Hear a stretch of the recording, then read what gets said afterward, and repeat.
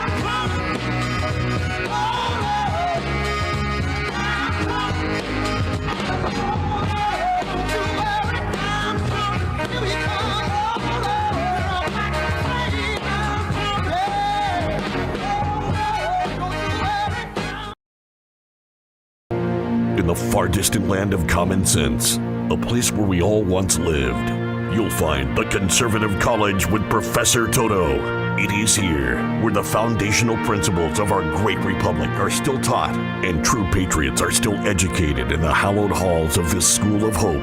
Just like the iconic puppy from The Wizard of Oz, who found great joy in pulling back the curtain on the lies of the wizard, so does Professor Toto. Grab your seats and welcome to the Conservative College. Class begins now. Now, good evening, everybody. Hello, hello, hello. Wherever you are, the bell of liberty is ringing across the United States of America and even the world, calling together freedom-loving, God-fearing patriots.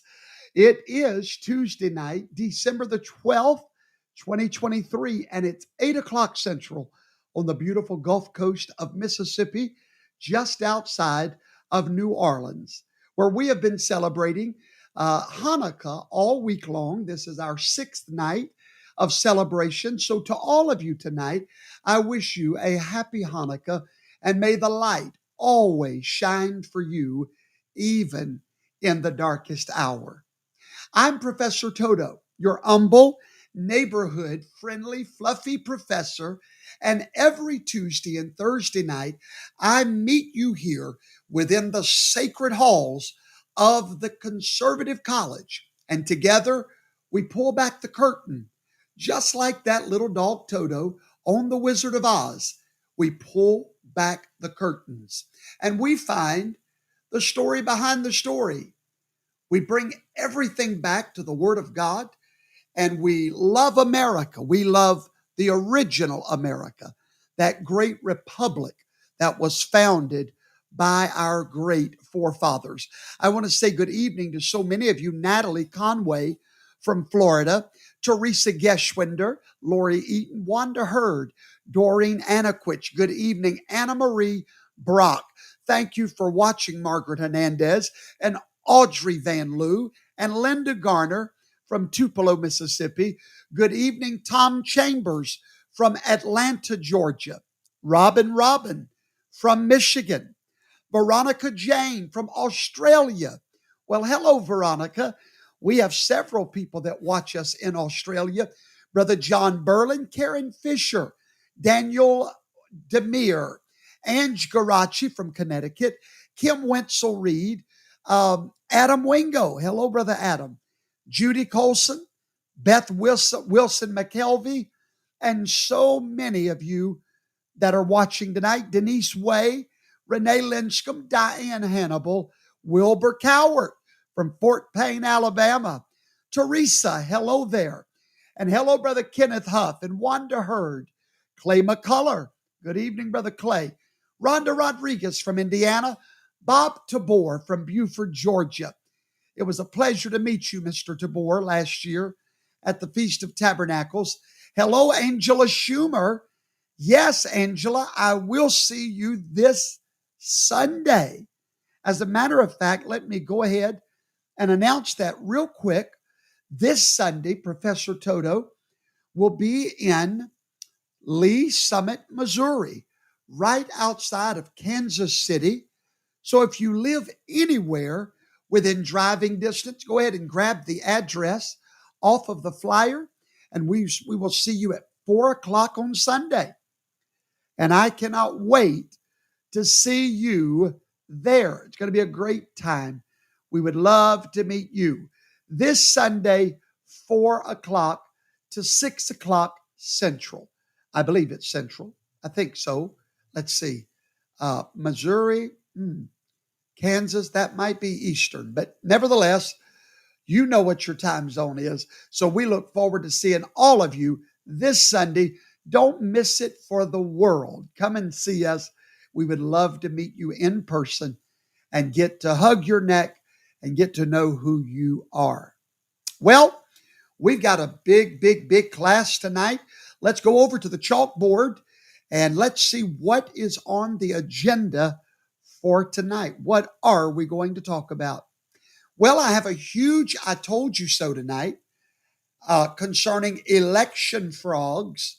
A big I told you so. Actually, I have two of them tonight. Two of them. Also, Mike Johnson, as promised, impeachment is on the way. We're going to go over that real quick. And then we've had a surprise switch from the Empire over here to the Jedi. That's right. We've had a major Democratic operative that is changing teams. And we'll talk all about that tonight. Carrie Lake, great news for her and the state of Arizona. We will let you know what that's about tonight. Nikki Haley, Professor Toto has a little hunch about Nikki that I want to talk to you about. And then we're going to talk about that Dictator for a Day right there. That's what we're going to be talking about tonight. Dictator for a Day. And then for our monologue this evening, I'm going to teach you the path to legal victory at the Supreme Court for President Trump. I'm going to break down for you in the minutest detail what that case is and how Donald Trump will win that case at the Supreme Court. So, wow, just so much to talk about tonight. So let's get right to it. Why don't you do me a favor, if you don't mind? Would you share right now? Now, if you're watching on YouTube and Rumble, every like and every love, you know what it does. It doesn't make me feel better, but algorithms, they like knowing that you're watching. So right now, get out of your easy chair, lean up just a hair, and push that little like button. And let's see if we can't get this message out to the world tonight, right? So a lot of things that we want to break down for you tonight. The first I told you so. I want to talk to you about this I told you so. But before I do it, let's sing our little song. To sing you a little song. The old country song goes sort of like this. 3, 2, 1. I told you so. I told you so. I told you so. I told you so. Told you so. Hot diggity dog. I told you so. I told you so. Props, ribbit, props, ribbit, props, ribbit. Y'all ready for my song? Hold on. I told you so. Oh, I told you so. 3, 2, 1. 3, 2, 1. Let's get to it. So the first one I want to talk to you about is very important. Actually, it is coming from, let me share the screen with you and we'll read this together. And I believe you're going to see something very, very important. Okay. So it's coming to us from, I believe, there was I'm trying to see what poll it was. So here's a picture of illegal ballots and legal ballots, right? Now, even though the election is over and Joe Biden is still the fake president, 81 million votes for Joe Biden will never be accepted by half of the country, over half actually. Now, why is that? Here's your answer. The COVID pandemic permitted Democratic secretaries of state to finagle the in-person and mail-in voting protocols, which courts have retroactively ruled was illegal. In states like Michigan and Pennsylvania, the state legislatures, then run by Republicans, had to sign off on the new measures. And that was the steal. Now, let me read this to you. The number of integrity issues and electoral impropriety could scale Mount Everest. But Rasmussen and Heartland Institute has conducted a survey where 20% of mail-in voters admitted that they cheated in the last election.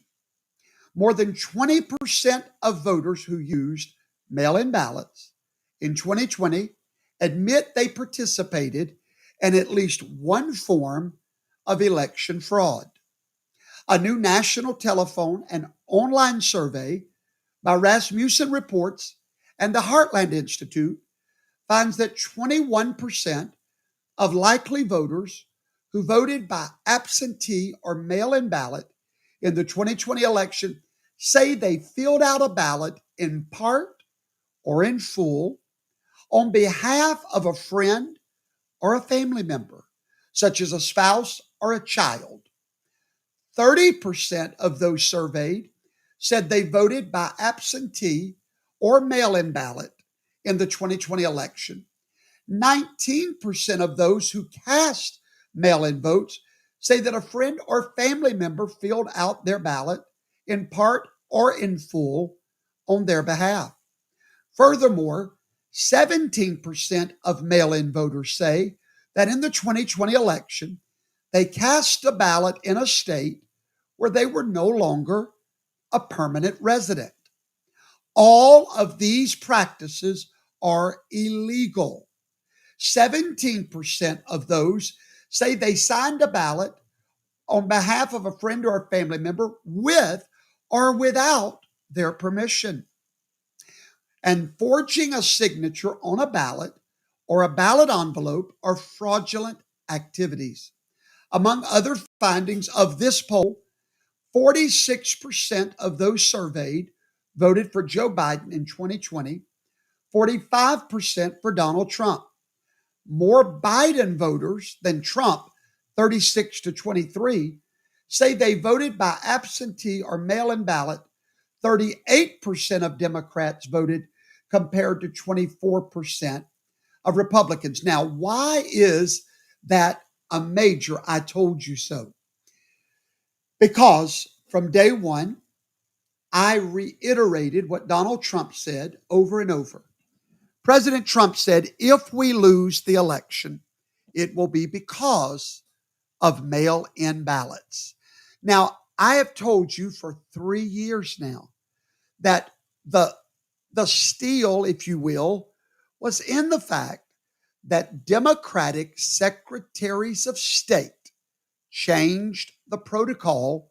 They changed the rules in the middle of the game without legislative approval, which is what, as many courts have said retroactively, it was illegal.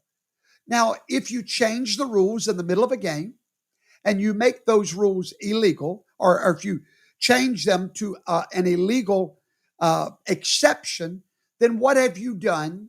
What have you done for the entire election? Those votes that you caused a man to win with were illegal.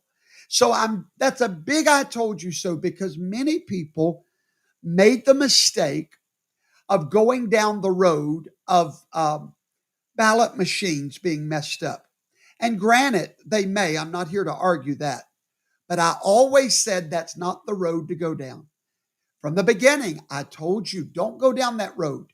It leads to nowhere. What I don't mean that it's not true, but I simply mean that in a court of law, the only thing that we can prove without a shadow of a doubt that a judge will listen to is illegal votes versus legal votes in the mail-in ballot process. So that has been verified, that nearly 30% of the mail-in ballots that were surveyed was done illegally. And I told you so. Oh, I told you so. So there you go. We were right. They were wrong. Another big I told you so that I want you to listen closely to. The Democrat left-wing media is losing their minds over a poll that came out today. You're not going to believe this poll. All my Michigan people, wake up tonight. Watch this. All my Michigan people, watch the poll that came out today. And then I want you to listen after you see the polls, listen to the conversation and see if you can pick up on an I told you so from my past classes. All right, here we go. York. Byron, thanks for being here. Appreciate it. Elections so often are decided in battleground states because of the electoral college system that we have in our republic. Two of them are Georgia and Michigan. Now, Biden won both of those states in 2020. And look what happened now in a one-on-one, one-to-one CNN poll. We have Trump beating Biden in Georgia 49% to 44%, and Michigan, my God, look at Michigan, 50% to 40%. That's pretty damaging for President Biden, isn't it? You know, you set aside all the rest of former President Trump's troubles, and today was an incredibly good day for him in the polls. You're right. There's the Wall Street Journal poll showing a national lead over Biden. This CNN poll with these two key states, Georgia and Michigan, a 10-point lead in Michigan. That's huge. And there was yet another one, which is the big Des Moines Register poll in Iowa, showing him actually extending his already huge lead in the Iowa caucuses, which would give him a big start to getting the Republican nomination. So if you're just looking at polls, today is a very good day for Donald Trump. I'm sure there are a lot of Democrats looking at polls and freaking out right now. I mean, a sign of their panic is they're turning to Hillary Clinton, of all people, to try to pull in more women. Do you think there's any effect of having Hillary Clinton stumping for President Biden? I mean, particularly as they try to bring in more women who they've been losing.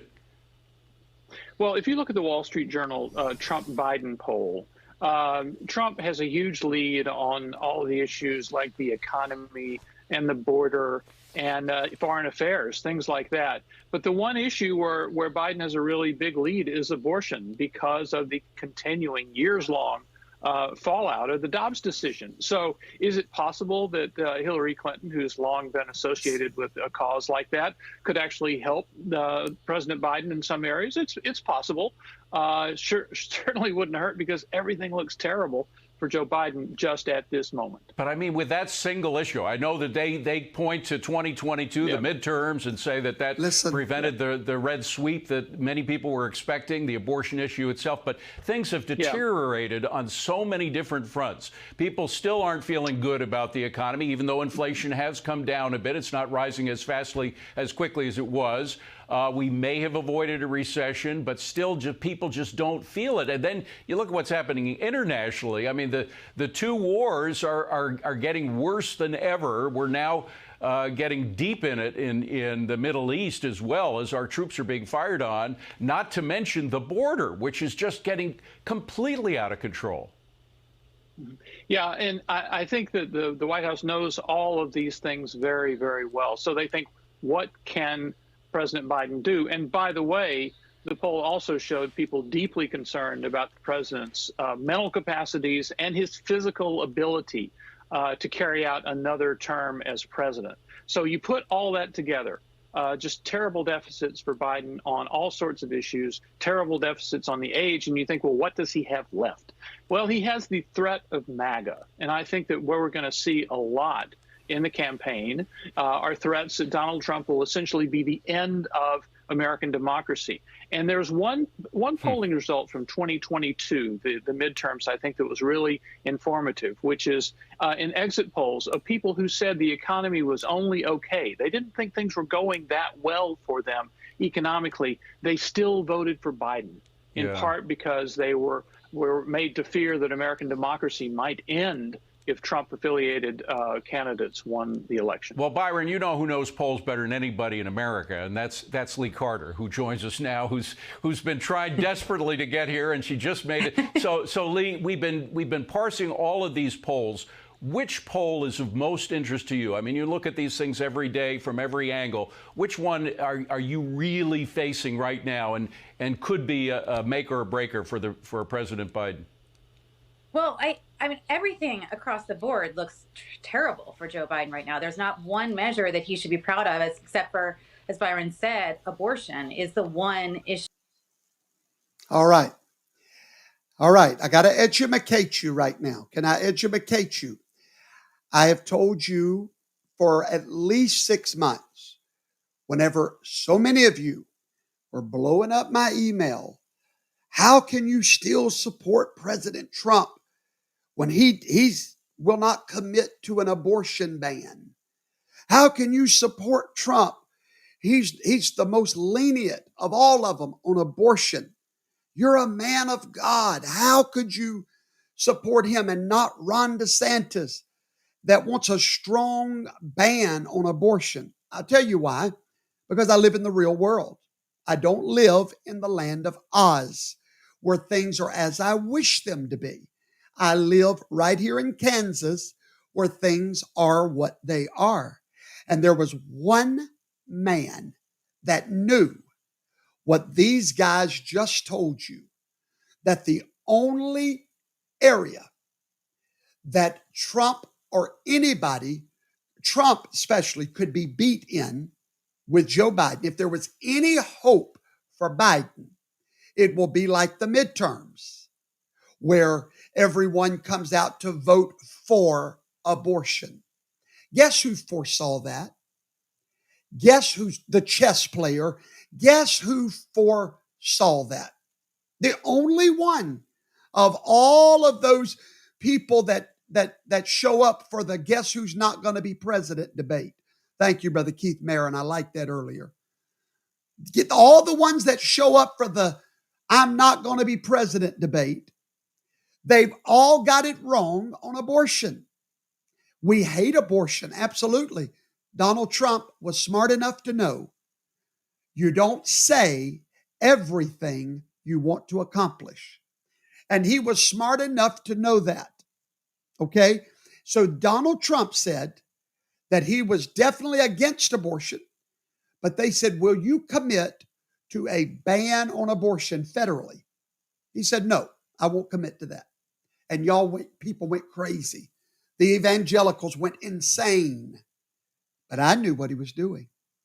The man's got to win the war. He's got to get to the White House. He's got to get there where hopefully he can appoint 2 more conservative justices before his tenure is over with. Now, when I told you guys that, people they didn't see it. But I wanted to play that clip so you could see they need Trump to take a hard line on abortion. Why?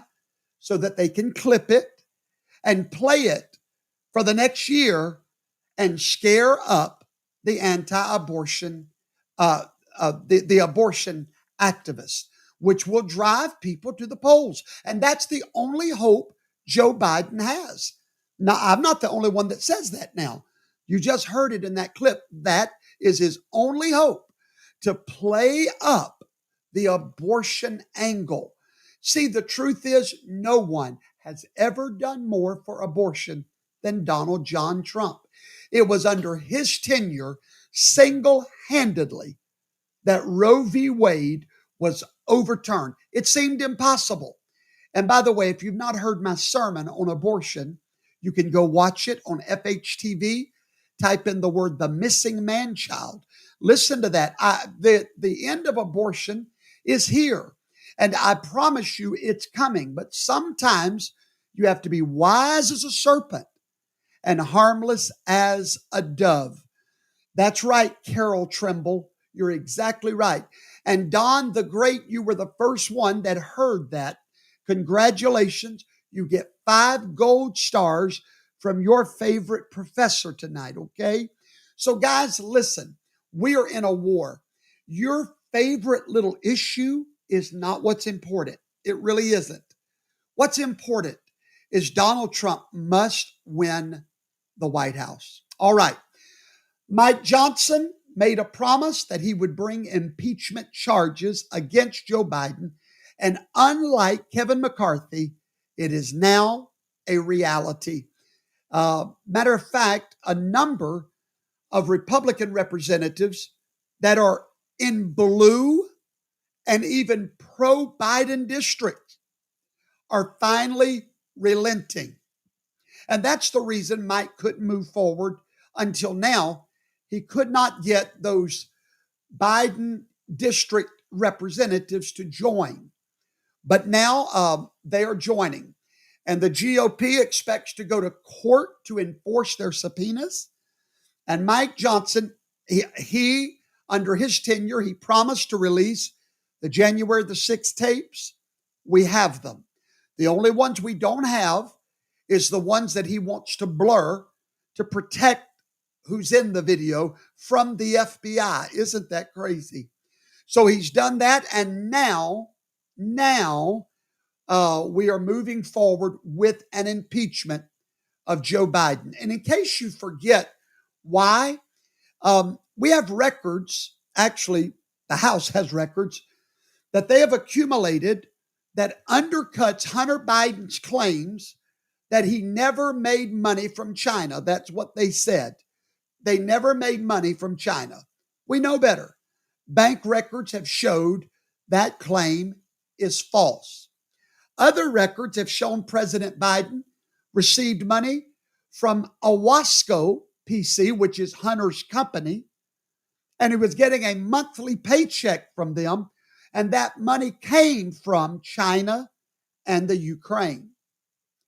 Also, we have email logs showing President Biden messaging Eric Schwerin, one of Hunter Biden's closest business partners, while he was vice president.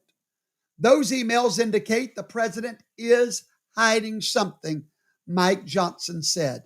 And hiding is what they do best. They are hypocrites, they are liars, and they cover their tracks so well. But the problem is, truth may be a long time coming, but when it comes, it does not take long. Let me give you an example of that hypocrisy. You'll enjoy this. All I'm asking is pay your fair share.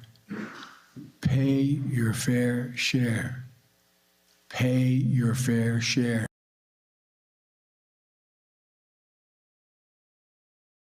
We're doing it by making the wealthy and big corporations begin to start to pay their fair share. I'm going to make sure the wealthy pay their fair share. I just think it's about just paying your fair share, for Lord's sake. Pay your fair share.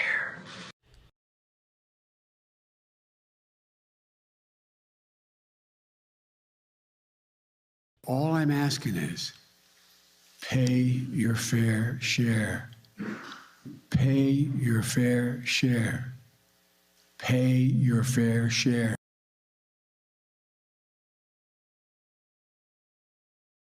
We're doing it by making the wealthy and big corporations begin to start to pay their fair share. I'm going to make sure the wealthy pay their fair share. I just think it's about just paying your fair share, for Lord's sake. Pay your fair share. Yes, sir, Daddy. Yes, sir. Are you talking about? You're talking about the one that tax evasion, your son that you were in business with? I got you. I'm sorry. Yes, sir. We will pay our fair share. Everybody pay your fair share. Everybody pay your fair share. That was too funny, Sherry Kent. Have mercy, Lord, have mercy. By the way, Mike Johnson has no experience hardly at all. And guess what he did today? He broke a GOP fundraising record that Kevin McCarthy had set. So congratulations, Mike. Also, we have a lifelong Democrat, lifelong. He is an operative who fundraised for Joe Biden, Bernie Sanders, and his name is Will Pierce. He was a Biden fundraiser during the 2020 presidential campaign, was the executive director of Draft Biden 2016. He also worked for Bernie Sanders in 16 and 20 in both presidential campaigns, both of them, all right? And this man that started out with the Draft Biden is now leaving Biden. So that's interesting. They jumping ship over there. Watch this carefully. A lifelong Democrat who campaigned for Joe Biden and Bernie Sanders is now leaving the party and becoming a Republican. In an op-ed, Will Pierce writes, "The main reason I'm leaving the Democratic Party is its utter disconnect with the American people. The party that once championed the working class has now been overtaken by elites and affluent hubs who couldn't care less about the struggles of the average American." That author, Will Pierce, joins me now. Will, great to have you on the program. Look, you weren't just a Democratic voter. You were practically a Democratic Party operative. So what was the final straw for you? I think over the years, the party has changed from its ideals. I personally view politics as a game of addition. You have to get to 50% plus one and unite people all the way around. If you look at the Democratic Party right now, they'd rather put people in boxes and label them rather than unite them. Do Democrats just not care about the voters that they say they care about? I think it's changed over years. Just if you just look at recent races, like look down in Houston versus Sheila Jackson Lee, for example. This is pretty much a lead of 4 years in the Democratic Party, and her votes were just abysmal, around 30%. And it's just people in the Democratic Party, they just do not understand about the needs overall. If you look at today, for example, with Zelensky going up to the Capitol, the Democrats care more about what's happening in Kiev than what's going on the southern border. They care more about just ideological stuff, such as who you are as a, it's more about basically just like what you are, your gender, your race, etc., than who you are as a person. Well, the rot starts at the top. And in a new poll from the Wall Street Journal, 60% of voters disapprove of Joe Biden's economy, followed by 64% disapproval of Joe Biden's border. Over half disapprove of Joe Biden's handling of the war in Israel. So, Will, how much is Joe Biden to blame for people like you leaving the Democratic Party? I'll be honest. When I supported Biden back in 2015, 2016, I was looking at his record over the years, and that's the main reason why I supported the president. At this point, though, if you look at just the economy, if you look at where we are as a nation, if you look at where we are as a people, he has not done what he promised to do, or just as he's supposed to do as president. Now, that's the man that helped draft Joe Biden. That's the man that led the fundraising to get Biden in office and is now jumping ship, ashamed of his vote. Ladies and gentlemen, Donald Trump is already president. Let me explain it like this, right? This is a foregone conclusion. It's a done deal.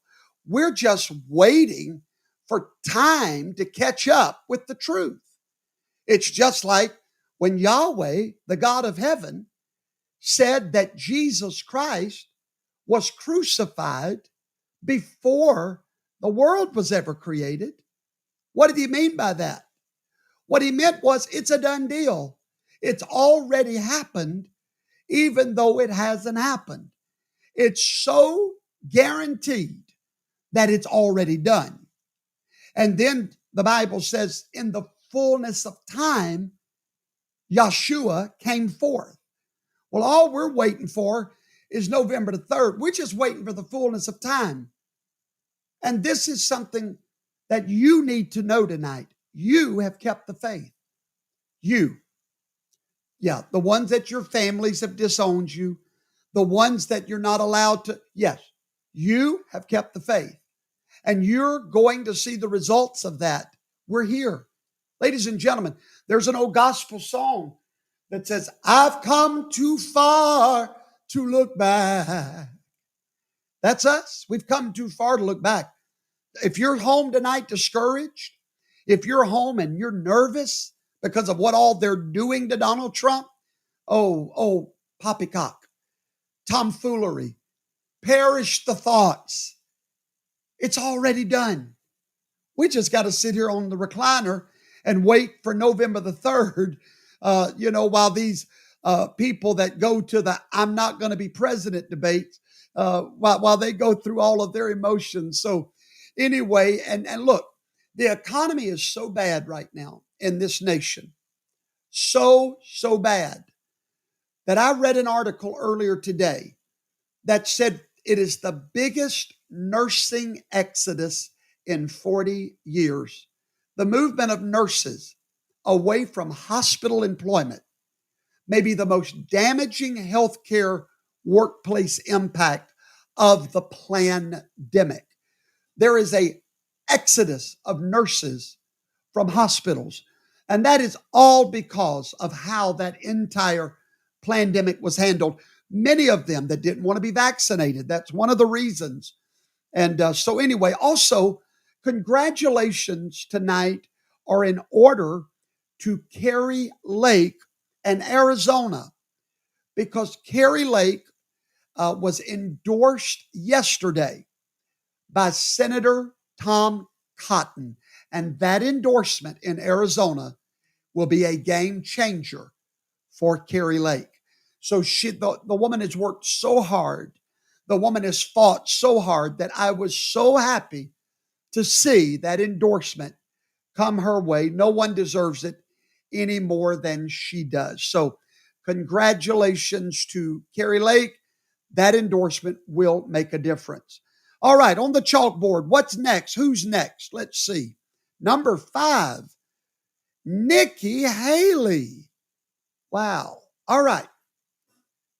Sometimes I get these hunches, and then a few days later, after I get a hunch, I'll see something on the news, and I'm like, hey, that's exactly what I was thinking. Now, this may not happen. It's not a prediction. It's a hunch. I'll tell you if it's a prediction, okay? The only prediction I can make is that he will not be the president, that guy right there. Now that's a no. That's a prophecy. No, I'm kidding. That's a prediction. So we know that Chris is not going to be the president. We know that. And we know none of the others will be. But I've always wondered why Nikki got in the race. Now, I'm not a Nikki fan. I was at one time. Isn't that strange? I was a huge Nikki Haley fan at one time, back when she was ambassador to the United Nations, because she seemed to be Trump all the way, or, with Trump. Well, she made a promise that if Trump ran, she would not run. Then all of a sudden, when Ron DeSantis got in, Donald Trump goes to attacking DeSantis vociferously right off the bat. And then when Nikki Haley ran, Donald Trump has nothing bad to say about her. Tells her he tells her God bless her. He wishes her the best. She called Trump to get his permission to run. And now she's shooting up the ladder, and the never Trumpers are falling in love with her. Now, I know she's Rhino now, but I just wonder if they made a deal. I just wonder if the plan the whole time is for Trump to be made more palatable to the never Trumpers, knowing that after he's gone, they get Nikki. I don't know. It may or may not be. We'll sit back and watch that one play out. But I know she's fake, Ruth, and all of them are. But I'm wondering if it was a setup. I'm wondering if she's there to get the female vote and the never Trumper vote, and then he's going to choose her. I don't know. Anyway, so that thought ran across my mind a few days ago, and I said, let me run. Well, a bird brain, Donna, is not that bad, okay? I know it's Nikki Pence. I know that, guys. I'm with you. I'm not a Nikki fan at all, but I'm wondering if that was part of the plan. We'll find out. But I find it interesting because, guess who endorsed Nikki Haley today? Governor Sununu, a never Trumper, endorsed her today. All these never Trumpers, they love them some Nikki. I do, Adam Wingo. I pray it does become null and void, but I'm wondering if that was not the original plan. He may rethink it, but anyway. All right. Let's talk about Donald Trump's New York fraud trial. The defense rested today. So that fraud trial has ended. And I want you to know that all over the world, they are going crazy tonight. They're going crazy over the return of Donald Trump. Not just Donald Trump, but they are going crazy over this picture right here. This is what a drained swamp is going to look like very soon. This is what a drained swamp for our government is going to look like very soon. And as you can tell by this little video clip, they're losing it, thinking it's on the way. Report of cabinet posts under a second Trump term presidency reads like a who's who of incompetents, incels, and insurrectionists. How is this list not immediately disqualifying for Donald Trump? Because Donald Trump exists in an entirely separate media bubble now. He exists in a world where those people are the pictures of his America First movement, when in fact, these are people that you would not put in charge of a Waffle House. They are dangerous. These are really strange people. These are people that Americans, if they take a long look at it, will be repulsed by what these folks believe. He's talking about me and you guys. He's talking about us. Yes, his fellow Americans will be repulsed by what we believe. Dude, we're repulsed by what you believe. So I reckon everybody's just going to be repulsed. But when they look at who Donald Trump is going to put in these cabinet positions, it scares the bejesus out of every single one of them to know what's coming. Because, ladies and gentlemen, it is coming. Well, now we are entering into a new season of the campaign. Nothing else has worked. Nothing has worked. So we got one last straw. We're going to turn Donald Trump into a dictator. And we are going to prove to those people in the middle that he plans to be a dictator. This is their next strategy. The left has gone hysterical after experiencing a trifecta of frightening 2024 news. The handwriting is on the wall. In the Bible, it's many, many tekel upharsin. It means you've been weighed in the balance and found lacking or wanting. Joe Biden has been found lacking. They know it. They know the gig is up. One poll that came out today showed that Trump will win the general election hands down. Joe Biden's popularity is below 40%. His policies on the economy, foreign nations, the border, crime, energy, his numbers are plummeting. Never has an American president utterly and deliberately destroyed immigration law for the sole purpose of inviting in millions of illegal aliens to establish political constituencies created out of nothing. This is exactly what he's doing. So they got all that they needed just a few days ago. Sean Hannity interviewed our beloved leader. And I say that to drive them crazy. Anyway, sit down with President Trump, and he asked him a question. He said, Mr. President, can you guarantee unequivocally to the world that you will not be a dictator? Well, let me explain something to all of you before I finish that statement. Donald Trump has, I'm a lot like Donald Trump when it comes to ignorance, stupidity, dumbness. I don't humor it. If you say something stupid to me, expect a stupid response. If you insult my intelligence, I'm going to insult your lack of intelligence. In a conversation, let me give you an example, all right? If I was debating someone right now, no, let's say I was doing an interview, okay? And I'm doing that interview as a pastor. Well, everybody loves to call pastors cult leaders. You know, we're all cult leaders. Okay, that's fine. I know better. I know I'm not, okay, because I just know. Anyway, so I sit down for the interview, and we're talking, and the man looks at me and says, can you guarantee your church that you're not going to be a cult leader? First of all, I would be so insulted by the question because it's beneath me. I would literally, I know me, and I would probably say, well, only one day a week.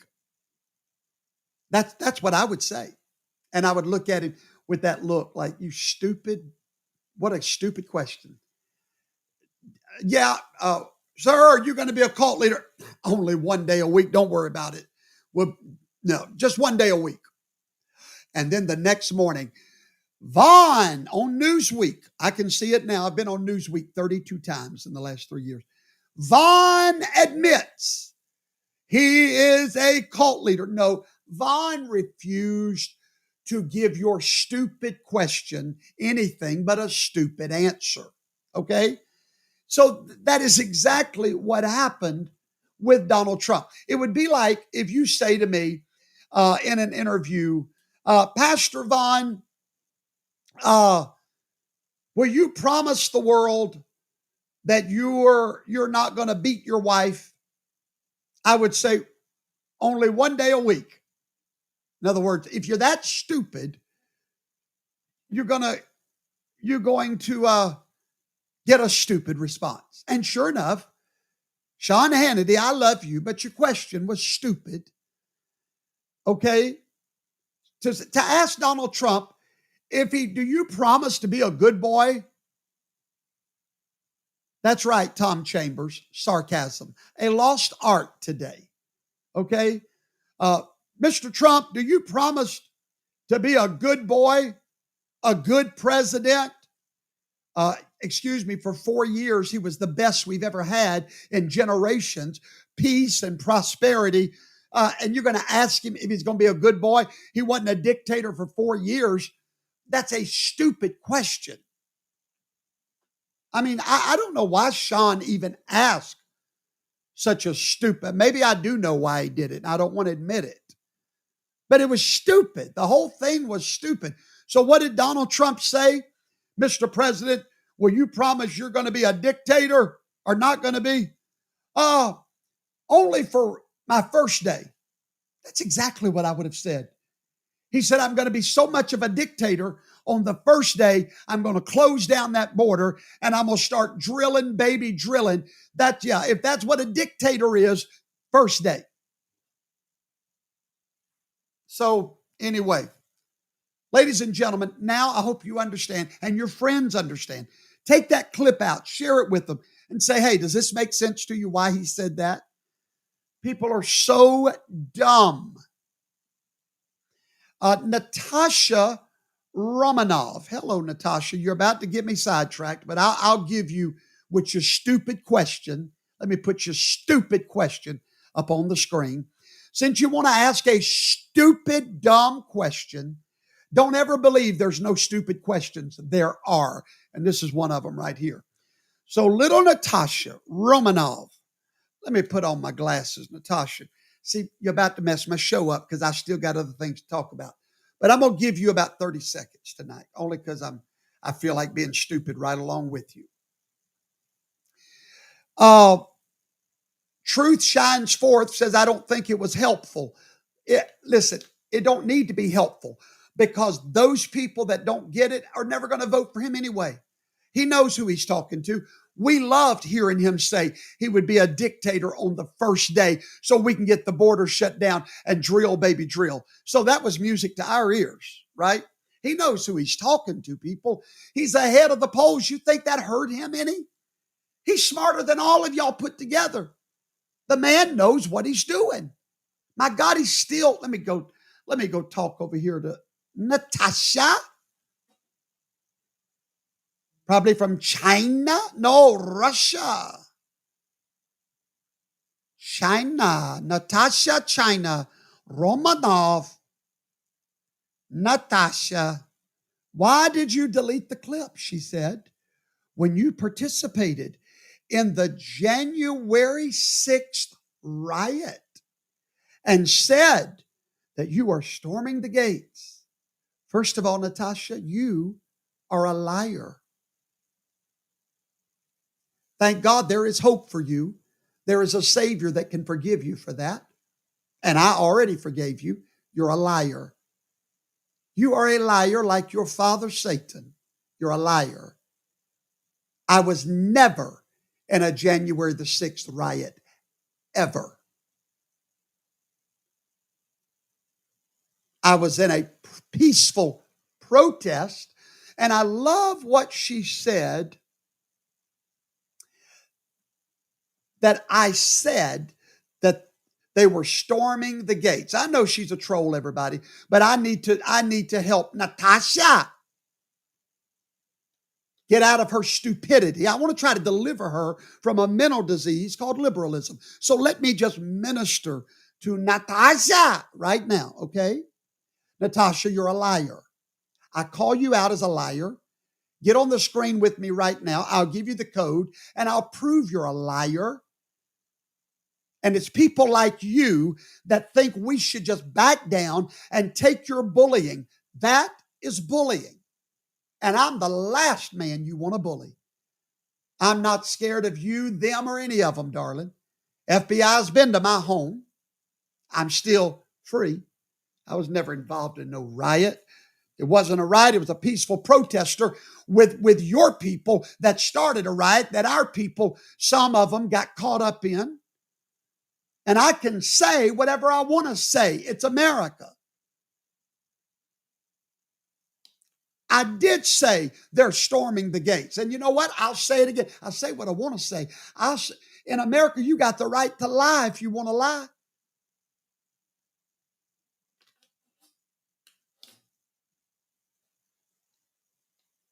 Natasha, where are you at?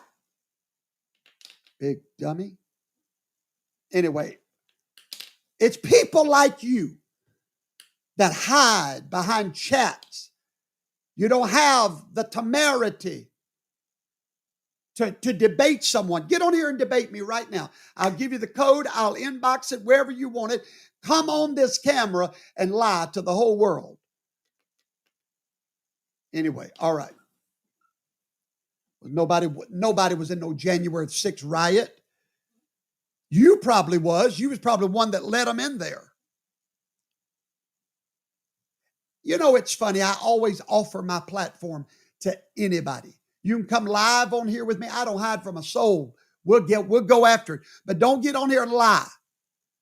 All right. All right. Hey, hallelujah. Oh, all right. We're back. Let's go to the next story. Because now Natasha done got me all discombobulated. That's all right. Not really, because she needed to hear the truth. She might get saved now. Amen. All right, ladies and gentlemen, it was a statement of brilliance that Donald Trump made. Why do I say that? He knew exactly what he was doing. Dictator for a day, and then dominator for the whole week of the headlines. What do they say about coverage? Good or bad? Good or bad?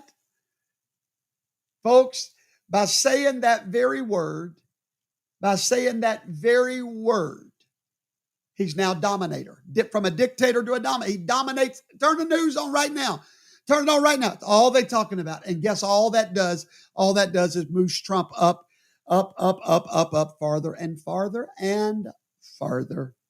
Let's see what the mainstream media has to say about this dictator for a day. Trump isn't trying to clean up his dictator comments. He is doubling down. He is, as someone who studies strongmen, is this kind of rhetoric familiar to you? It is, and he's making being a dictator his brand. Violence is already his brand.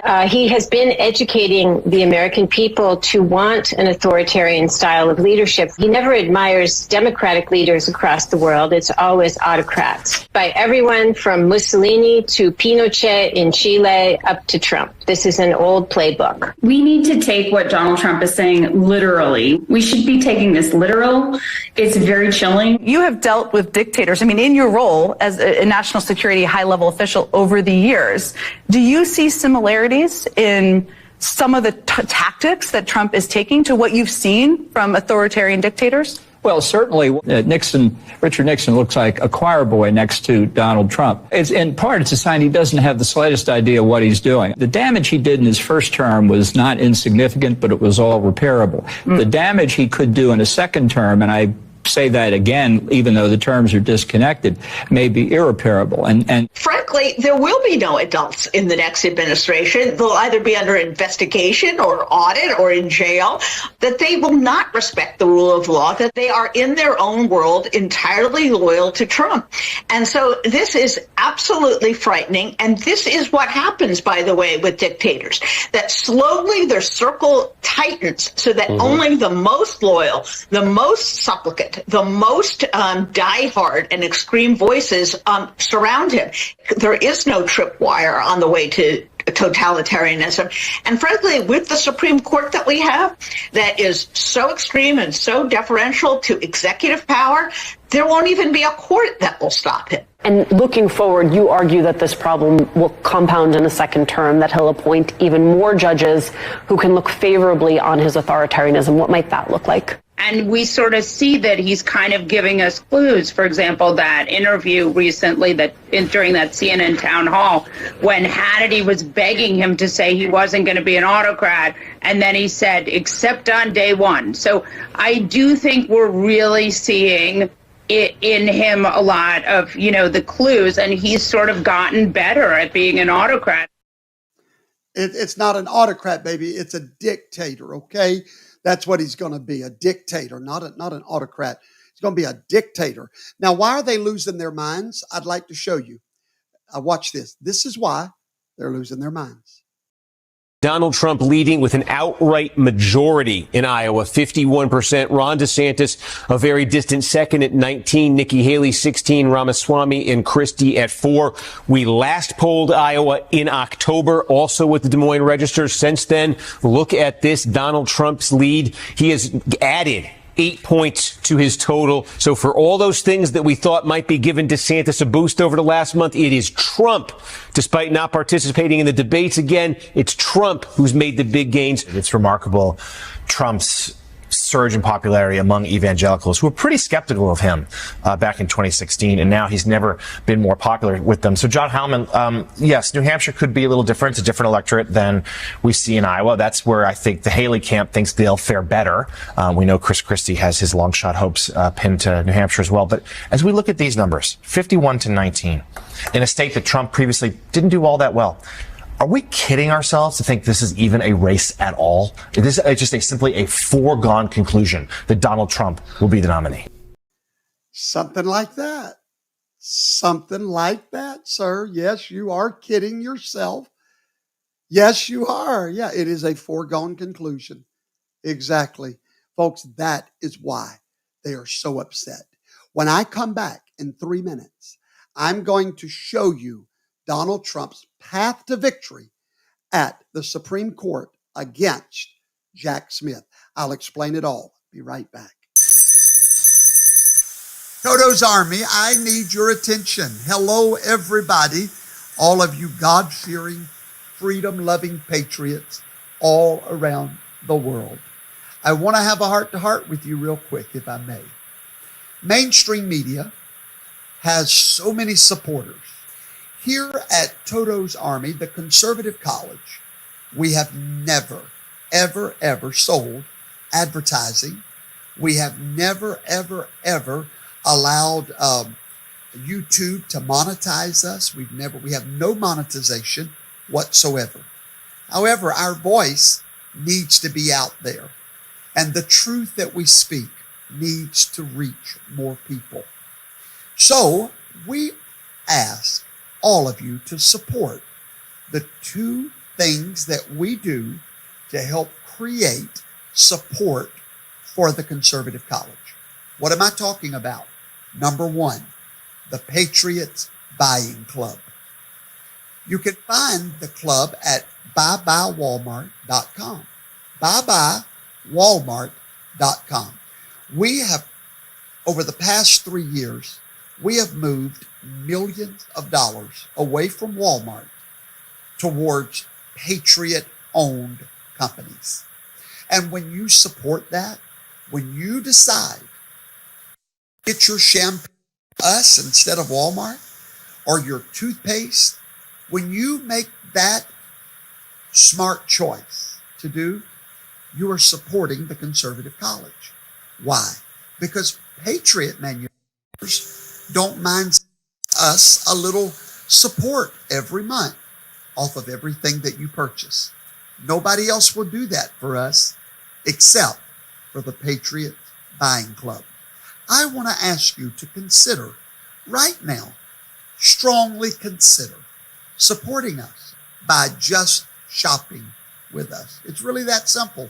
10% of everything you buy will come back to support this program that you have come to depend on and that you incorporate in your life. Would you do that? Would you go to buybuywalmart.com right now and book an appointment with one of our workers? They will call you and explain how you can be a member of the Patriot Buying Club. Please help support that. That is what supports our work. You know, I was thinking nobody minds if Tucker Carlson gets rich or Sean Hannity or you know, they've got advertisers like crazy and nobody questions that. But for the little guys that need to help support our families while we're doing this work, we don't have a team that puts our programs together, our shows. We do it all. We don't get the privileges of walking in and reading a teleprompter. We work to bring you the true news. So for those of you that would, please visit us at buybuywalmart.com. Please do that, and I'll put the QR code right there at the top of the screen for those that want to go there right now and visit us. Well, we're playing Leapfrog. Jack Smith is playing Leapfrog. If you don't know what Leapfrog is, it's where you jump over the next lily pad and go to the other one. Well, the next lily pad was supposed to be district court for Donald Trump. But no, not Jack Smith. Jack Smith is ready to go to the U.S. Supreme Court and fast track his case involving Donald Trump in response to a request from special counsel Jack Smith. The Supreme Court has agreed to hear his expedited request. Now, they've not agreed or made any decisions to take the case, but they have agreed to hear his desire for them to take it. They've given Donald Trump till January the 20th, and then they will make a decision shortly thereafter. Or is it December the 20th? Maybe, I forget the exact date. But the charges are that Donald Trump tried to overturn the 2020 election. Here is what you need to know. Smith has hopscotched the appellate court, went right over the appellate court. Because why? He must get Donald Trump to trial right before Super Tuesday. Why? So that they can get video and share that video all over in their commercials and their advertising and use their lawfare. And Smith says that this is a time-saving thing that he must do. He says it's necessary because of a practical matter. That's the only real way that Jack Smith can get Trump to trial by 2024. Now, what is this all about? Donald Trump is entitled to presidential immunity. Well, he knows, Jack Smith knows, that he's going to use that defense. So instead of that defense now having to wait months for the appellate court to make a decision, he's just going to go right over them. Now, Jack Smith won in district court.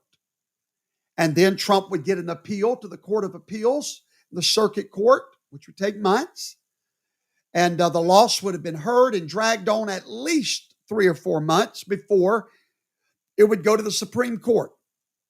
So Smith figured out a way to skip the middleman and take it to the Supreme Court, a move that gives him the only chance of keeping his trial date on track. But what about a victory for Donald Trump? What if it backfires on Smith and Trump wins in the Supreme Court? Immediately, 2 things will go out the window immediately.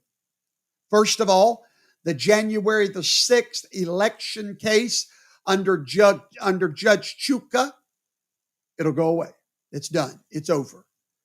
Atlanta, Georgia, over. Just like that. Poof, bam, bye. You can't press the charge. He has presidential immunity. And even though Georgia is a state case, the principle of immunity still applies. So that's what a victory would look like.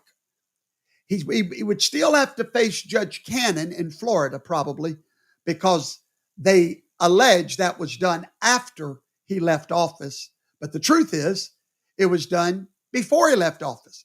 So I believe it will even get rid of the Cannon. So in one decision, all of President Trump's legal problems would go away. All of them go out the window. Now, it was very unusual for the Supreme Court to say yes as quickly as they did. Very unusual. They said, yes, we will take this and listen to it. Normally, they wouldn't have. So you can read that any way you want to. They either want to get involved and get this over for the nation, or they want to go, against Trump. But the thing is this, that is Donald Trump's court. Now, in early January, we will get a ruling.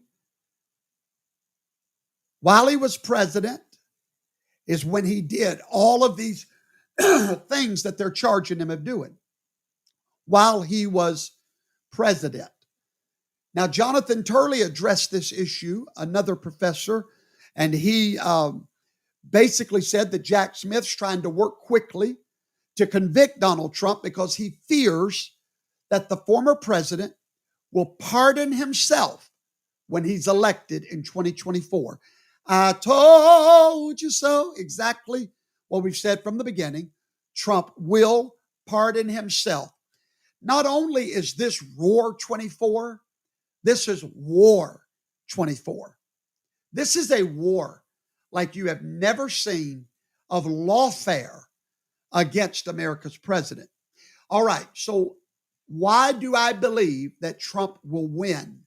I'm going to give you 3 paths to victory. What I believe his lawyers must do, and if they do it, all of his legal problems will disappear in a moment, in the twinkling of an eye. The dead legal battles will all disappear. I'm going to give you the 3 paths. Number 1, the best path is to argue that his First Amendment rights have been violated. That's the best path forward. Number 2, presidential immunity. And number 3, the stretching of the law for political persecution. Those 3 paths, I want to break them all down for you right now. The First Amendment, let's start with number 1. The First Amendment, they're violating it by criminalizing political speech and advocacy. You can't do that. And Donald Trump made this speech while he was president. And yes, political speech is fiery. It's filled with euphemisms. It's filled with syllogisms. It's filled with fiery rhetoric. That is what political stump speeches are for. His First Amendment gives him the right to tell the audience, let's march peacefully down there and let your legislators be petitioned by the people. Let them hear you loud. Let's do it peacefully, but let's go. That's political advocacy. The prosecution wants to be America's censor with roving authority to criminally prosecute anybody that speaks out against the government's narrative. The government's narrative is nothing was stolen. Trump disagrees. How dare he say that? Not in my America, not in beloved America. That right is protected. And if the prosecutors can claim that President Trump's effort to reverse the election certifications amounted to a conspiracy against the government, then people advocating against any government action, such as COVID-19 lockdowns or mask mandates, will they face the same charges just because they're speaking vociferously against the government's narrative? That's what Donald Trump did. He spoke against the official narrative of the government. Now, the Supreme Court has ruled on cases like this before, and they ruled against the government, and they said these words, and I quote, "This is a severe, chilling effect on speech." So if precedent is our guide, then there is hope there for Donald Trump in the First Amendment. Now, his political speech is what is protected here, because the courts, they don't like to play mind reader. And what they're doing, they're going to put the court in a tough position because they have to prove that Donald Trump, in the deep recesses of his mind, knew that he didn't win. That is what the prosecutor is facing. That is the height of evidence that they must produce. That not only did Donald Trump express what he thought, but he didn't really think that. I'm really concerned about the idea that we can know the mindset of a person, and so is the court. The court must be convinced that Donald Trump was trying his best to fraud the government. Brothers and sisters, if that man believed what he was saying, you're asking him to violate his very conscience to not say it. And now you have ripped him of his First Amendment right. That man believes what that phone poll proved that I quoted earlier.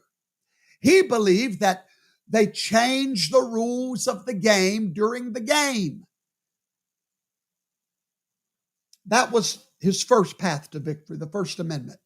Let's talk about the second one, presidential immunity. His actions that day as commander-in-chief, as the titular head of the executive department that is tasked with enforcing the law, the executive department, their job is to make sure the law was abided by. So under his duty as president, to make sure that those votes were counted legally, that they were cast legally, was the very definition of his job. And therefore, he cannot be prosecuted for this so-called crime. In the past, the Supreme Court has given much latitude to presidential authority from civil suits. Now, not criminal because they've never had to. So we'll see how that goes. Now, you cannot have a crime if it was the duties, and I'm quoting, if it was the duties of a constitutional officer within the gambit of authority that the Constitution allows him. It cannot be an element for a crime. And the Constitution allows him the power to enforce the laws. And if the law said you cannot cast an illegal ballot, mail-in ballot, unless you are indefinitely confined, unless you cannot, in other words, there's laws. His job is to say, hey, let's pause.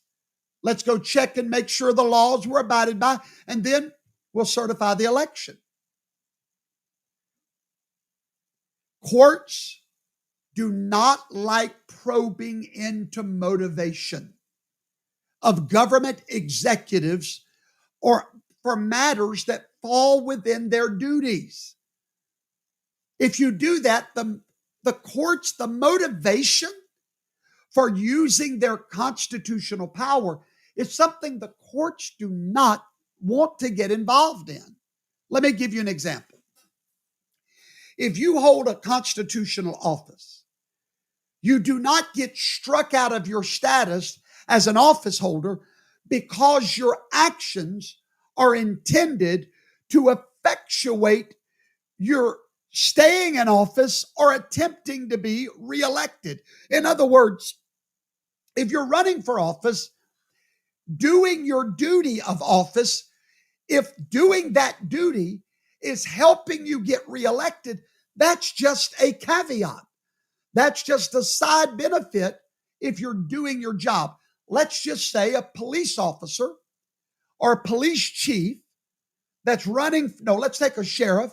He's running for sheriff, and 2 days before the election, someone gets murdered in town, and by the next day, that sheriff has solved that murder, arrested the killer, put him in jail.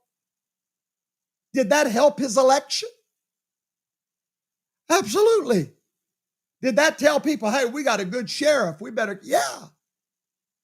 So now, are you going to bring him to court and say, well, he shouldn't have done that because he was running for office and that helped him get elected? Do y'all see what I'm explaining to you? President Trump's job was to say what he said about the law. Let me give you an example. Let's break it down. Let's talk about Joe Obama. And he announced his support for Israel. That's his job, okay? However, what if we wanted to press charges on Joe Biden for malfeasance of office for supporting Israel? Well, there's nothing wrong with supporting Israel. That's his job. But what if, did he really do that for America's national interest? Or did he do that because he was friends with the prime minister? Or did he do it because he sat down with his advisors and found out that that would bolster his support within the Jewish community and get him reelected? Do you see that slippery slope? It may help him. Supporting Israel right now may help him with the Jews, but that's okay. It's not he was doing his job. Or did he make that decision because he sat down and his wife said, if you don't support Israel, I'm going to divorce you. And he's trying to save his marriage? Do you see? You can't go there. When it's within your authority to do a job, you do it, whether it's helping your campaign or hurting it. A court, the Supreme Court, is not going to attempt to drill down in that decision-making process if, in fact, the president had the lawful authority to make that kind of an announcement. What kind of announcement? Hey, Mike, don't count those electors yet. Shut the Senate down. Give the state legislatures time to do what they need to do and make sure the law was abided by. Ladies and gentlemen, that is the duty of the executive branch. The courts must give the space for free decision making that the Constitution gives power to the executive to do. I mean, my God, when we start getting into Donald Trump knew he didn't win. Are we having a psychic police force now? Are we opening up a psychic force to where we Donald Trump, you know you didn't believe that. I mean, where are we? The man did his job no matter his intention, as if you knew his intention. You're not psychic if there was such a thing. It's not enough to show that President Trump made false claims. They will have to prove that he knew they were false, that he was impairing or obstructing or defeating the lawful office of government by trickery or deceit. That is a quote. The Supreme Court, no. The prosecutors argued that alternate slate of electors was deceitful because the documents purported to be certified when they were not. But that's not true. Under the Electoral Count Act of 1887, it states that a state has 35 days after an election to resolve the challenges of the result. Did you ever wonder, why does it take so long? You have your November 3rd election. Why do we not have an inauguration for another month and a half? I'll tell you why. There must be time to challenge the results. And that's what Donald Trump was doing within the Electoral Count Act of 1887. Now, it says in that act that if they cannot get it together, then they present a new slate of electors. And then it's up to Congress to decide whether to count the new slate of electors or the original one. Go read the Electoral Count Act of 1887. And all Trump told Pence was, hey, you've got to decide which ones are legitimate. And the state legislatures will tell you, not the governor, the state legislature who has power over that.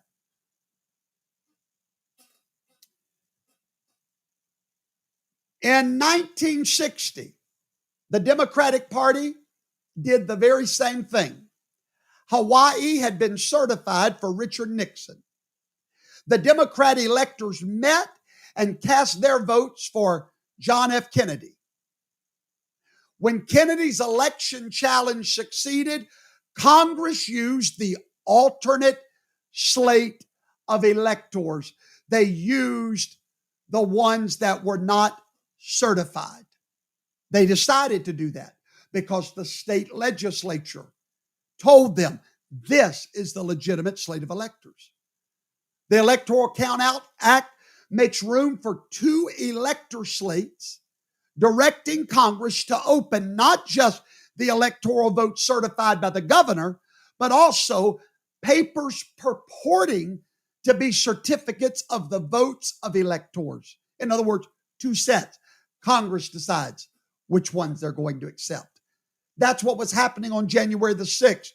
We were standing up giving evidence of these electors not being legitimate, and that's why they shut it down, whoever started that riot, so that that evidence would not be presented, would not be heard, and no chance of choosing another slate of electors.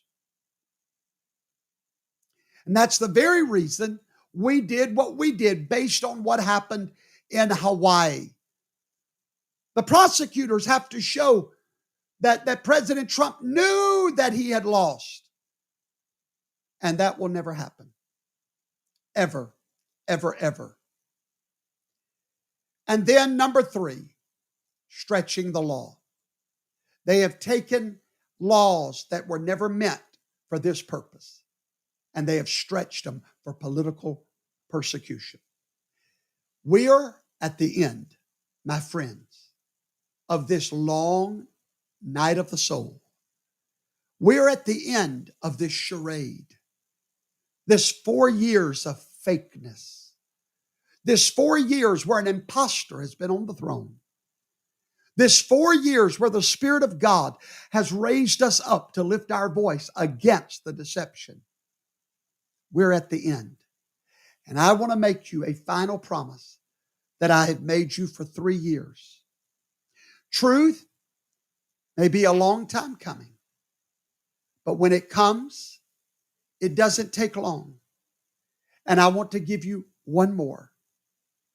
We always win. What when? You guessed it. In the end. Fellow patriots, I'll see you Thursday night. Thank you for joining me.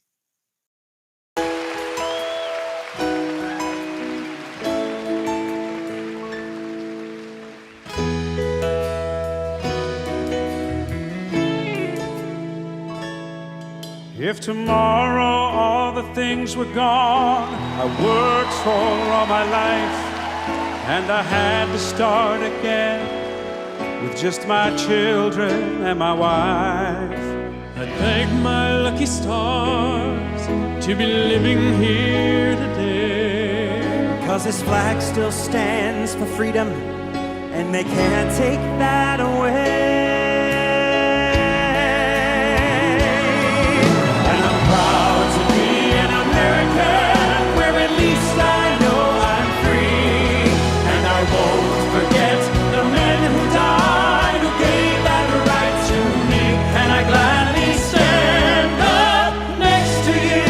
Defend her still today, 'cause there ain't no doubt I love this land.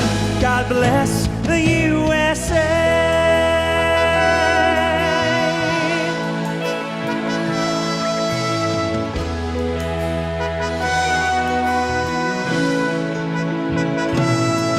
From the lakes of Minnesota to the hills of Tennessee, across the plains of Texas, from sea to shining sea.